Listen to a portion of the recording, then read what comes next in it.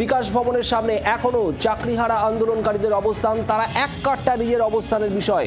বৃহস্পতিবার থেকে ক্রমশ উত্তেজনা ছড়িয়েছে এবং তাদের বক্তব্য পুরো মেয়াদে চাকরি বহাল রাখতে হবে তাদের, 31শে ডিসেম্বর পর্যন্ত নয়, এবং তারা পরীক্ষায় নতুন করে বসবেন না, এমনটাও বক্তব্য তাদের। যদিও রাজ্যের বক্তব্য এখানে স্পষ্ট।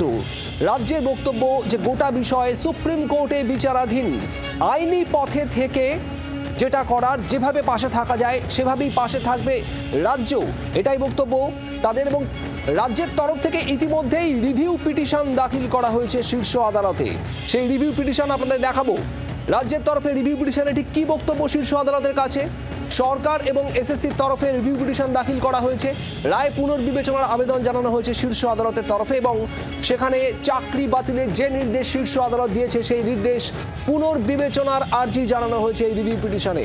সুপ্রিম কোর্ট নিজেই বলেছে সবার বিরুদ্ধে দুর্নীতির অভিযোগ নেই, অর্থাৎ 2016 প্যানেলে যাদের নিয়োগ হয়েছিল সবার বিরুদ্ধে যে দুর্নীতির অভিযোগ নেই সেটা শীর্ষ আদালত নিজেই বলেছে। অতএব সবার চাকরি বাতিলের বিষয়টি পুনর্বিবেচনা করা হোক।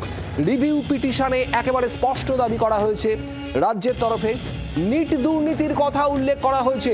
নিট পরীক্ষায় দুর্নীতির বিষয়টি সামনে এসেছিল, সেই কথা উল্লেখ করা হয়েছে রিভিউ পিটিশনে। নিট দুর্নীতির সামনে এলেও পুরো পরীক্ষা বাতিল করা হয়নি, শীর্ষ আদালত পুরো নিট পরীক্ষা বাতিল করেনি। একই সঙ্গে সিবিআই এবং এসএসসির রিপোর্টের কথাও উল্লেখ করা হয়েছে রাজ্যের রিভিউ পিটিশনে। যে রিভিউ পিটিশন রায় পুনর্বিবেচনার আর্জি জানানো হয়েছে শীর্ষ আদালতে, এবং সেই রিপোর্টে কতজন দুর্নীতিগ্রস্ত তার উল্লেখ রয়েছে। অর্থাৎ এসএসসি এবং সিবিআই রিপোর্টে দুর্নীতিগ্রস্ত কারা তাদের উল্লেখ রয়েছে, অথচ দেখা যাচ্ছে সবার চাকরি বাতিল হয়েছে। সবার চাকরি যাতে বাতিল না হয়, রায় যাতে পুনর্বিবেচনা করা হয়, এমনটাই দাবি। এই আর্জি জানিয়ে রিভিউ পিটিশন করেছে রাজ্য।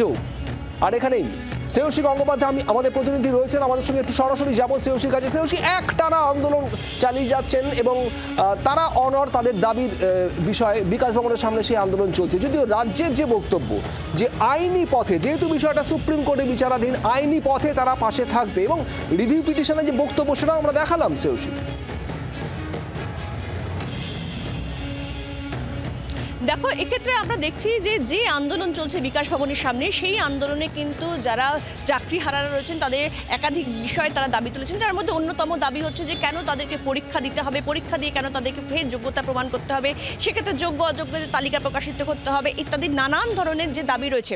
কার্যত আমরা দেখেছি যে রাজ্যের পক্ষ থেকে কিন্তু বারবার যে বিবৃতি দেওয়া হয়েছে সেখানে তারা স্পষ্ট বলছেন যে যোগ্য চাকরি প্রার্থী যারা বা যোগ্য চাকরি হারা যারা তাদের পাশে রয়েছে রাজ্য।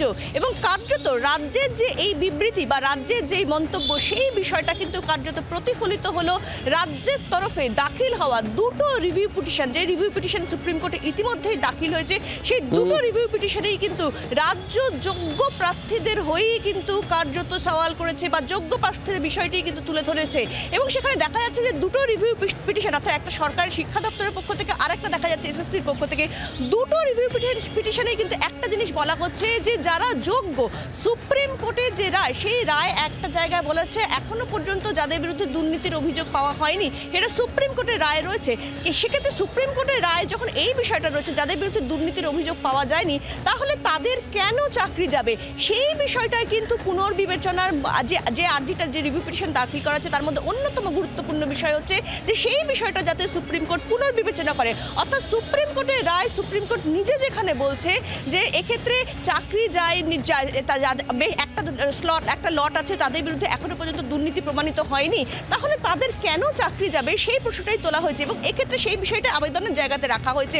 এবং পাশাপাশি তোমাকে আরও একটা জিনিস জানাই যে রিভিউ পিটিশন দাখিল করা হয়েছে সেখানে এটাও কিন্তু বলা হচ্ছে যে এক্ষেত্রে সুপ্রিম কোর্টের যে রায় সেই রায় যেখানে বলা হচ্ছে যে এক্ষেত্রে সিবিআই এর যে তদন্ত রিপোর্ট সেই তদন্ত রিপোর্টে উল্লেখ করা হয়েছে, আবার সেই যে রায় সেই রায়তে কিন্তু স্কুল সার্ভিস কমিশনের তদন্ত রিপোর্টেরও কিন্তু উল্লেখ করা রয়েছে।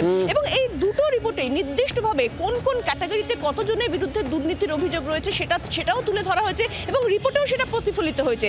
তাহলে যদি গোটা প্যানেলটা বাতিল করতে হয় তাহলে কি এই রিপোর্টগুলোকে সুপ্রিম কোর্ট মান্যতা দিচ্ছে না? যদি না দেয় তাহলে তো এই প্যানেল বাতিলেরও বিষয় থাকে না। আর যদি সুপ্রিম কোর্ট এই বিষয়টাকে মান্যতা দেয় তাহলে গোটা প্যানেল কেন বাতিল করা হচ্ছে? এই যুক্তি সাজিয়ে রিভিউ পিটিশন করা হয়েছে রাজ্যের তরফে, এবং সেক্ষেত্রে শীর্ষ আদালতের কি বক্তব্য থাকে আমাদের তো অবশ্যই নজর থাকবে। শ্রেয়সী, তোমাকে ধন্যবাদ। বাংলার আওয়াজ, বাঙালির আবেগ। জি 24 ঘন্টা।